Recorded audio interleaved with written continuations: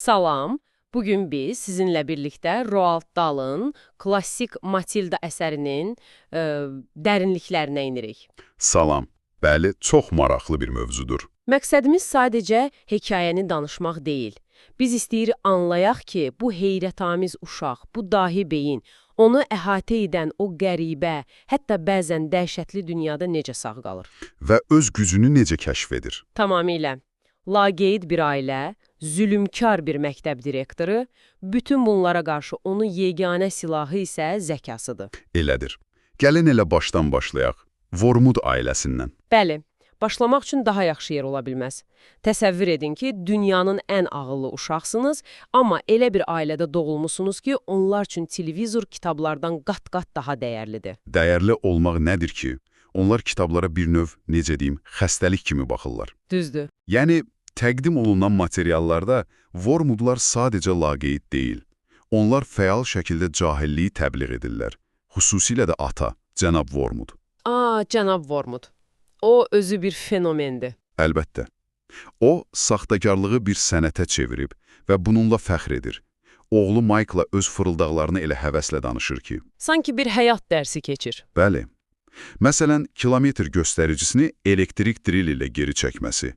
Ya da o, səs-küylü mühərriki müvəqqəti susturmaq üçün sürət qutusuna mişar yonqarı tökməsi. Dəhşətdir. Bu detallar onun xarakterini tam ortaya qoyur. Onun üçün dürüstlük axmaqlıqdır, zəka isə ancaq aldatmaq üçündür. Anası da ondan geri qalmır. Xanım Vormud.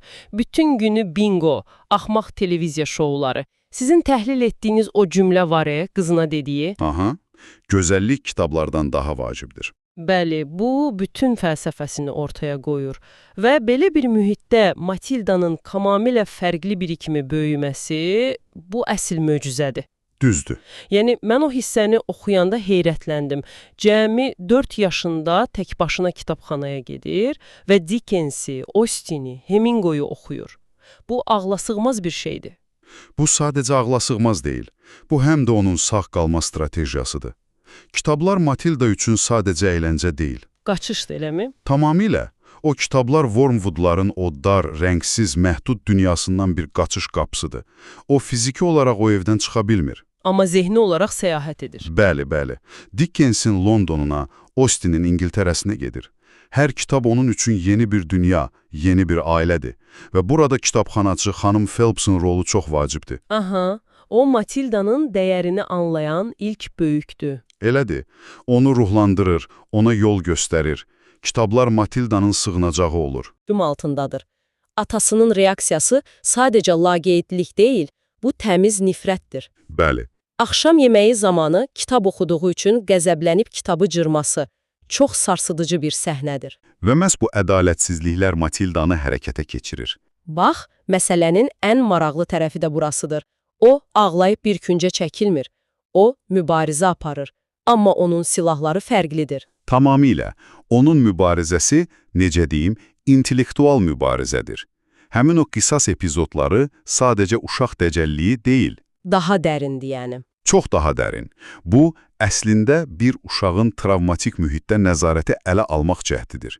O, ətrafındakı böyük xaosu idarə edə bilmir. Valideynlərinin laqeydliyini, atasının saxtakarlığını. Ona görə də özünün kiçik idarə olunan xaoslarını yaradır. Düzdür. Bu ona güc və nəzarət hissi verir. Məsələn, gəlin o, papaq və super yapışqan hadisəsini götürək. Bəli, o səhnə klassikdir. Atasının hər gün taxdığı o papağın içinə nazik bir təbəqə super yapışqan çəkir. Və nəticə? Atası papağı başından çıxara bilmir. Xanım Vormud qayçı ilə kəsməyə çalışanda isə saçının bir hissəsi dərisi ilə birlikdə qopur. Bu, oxucu üçün çox məzəlidir. Amma bir anlıq dayanıb düşünsək, bu əslində olduqca təhlükəli bir hərəkətdir. Elədir, düz vurğuluyursunuz. Ancaq Dahl'ın dünyasında bu, mütləq ədalətin bərpası kimi təqdim olunur.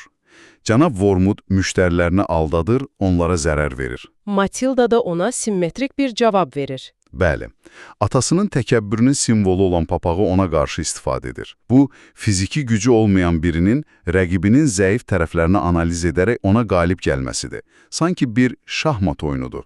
Başqa bir misal da Rus hadisəsidir. Atası onun kitabını cırandan sonra... Bəli, o hadisə. Dostu Freddən danışan tutquşunu borca alır, onu bacıya gizlədir və bütün ailəni evdə ruh olduğuna inandırır. Bu, onun nə qədər strateji düşündüyünü göstərir. O bilir ki, valideynləri ağıllı arqumentləri, məntiqi başa düşmür. Onların anladığı yeganə dil qorxu və axmaqlıqdır. Bəli, Matilda da onlarla onların öz dilində danışır. Və ya o səhnə var ki, atası maşın satışından qazandığı pulla öyünür. Aha, Matilda da bir anda bütün rəqəmləri zehnində toplayıb dəqiq məbləği deyir. Və atasının reaksiyası nə olur? Heyran olmaq əvəzinə onu fırıldaqçılıqda ittiham edir. Heç kim bu qədər sürətli hesablaya bilməz deyir. Bu, onun dünya görüşünü çox aydın göstərir. Onun üçün hər şey, hətta zəka belə bir aldatmacadır. Dürüst zəkanı anlaya bilmir. Deməli, o, evdə öz qaydaları ilə bir növ sağ qalmağı bacarır. Bəs bu balaca dahi nəhayət məktəbə gedəndə nə baş verir? Ümid edirsən ki, hər şey yaxşılaşacaq? Amma orada onu daha bir problem gözləyir, elə deyilmi? Bəli, məktəb onun üçün həm cənnət, həm də cəhənnəm olur. Mükəmməl ifadə etdiniz. Cranchum Hall məktəbi iki ifrat qütbdən ibarətdir. Bir tərəfdə onun müəllimi, Miss Honey, adı kimi şirin, mülayim, qayğıkeş və ən əsası Matildanın dahiliyini ilk dəqiqədən anlayan biridir. İlk dərsdə vurma cədvəlini soruşur, Matilda ən çətin misalları belə anında cavablandırır.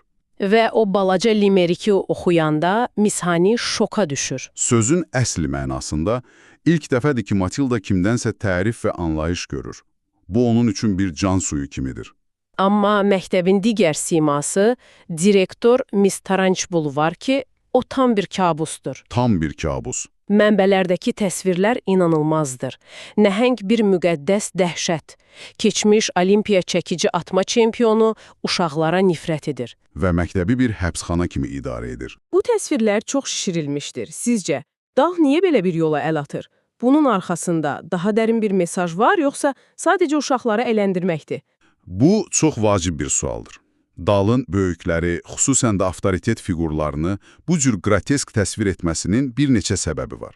Birincisi, bu uşağın perspektividir. Aha. Bir uşaq üçün ədalətsiz, qəddər bir böyük, həqiqətən də bir canavar kimi görünə bilər. Onların gücü, qəzəbi şişirilmiş və qorxunc görünür. Anlaşılandır. İkincisi, bu gücün sui-istifadəsini tənqid etmək üçün ədəbi bir vasitədir. Tarançbul sadəcə pis bir direktor deyil.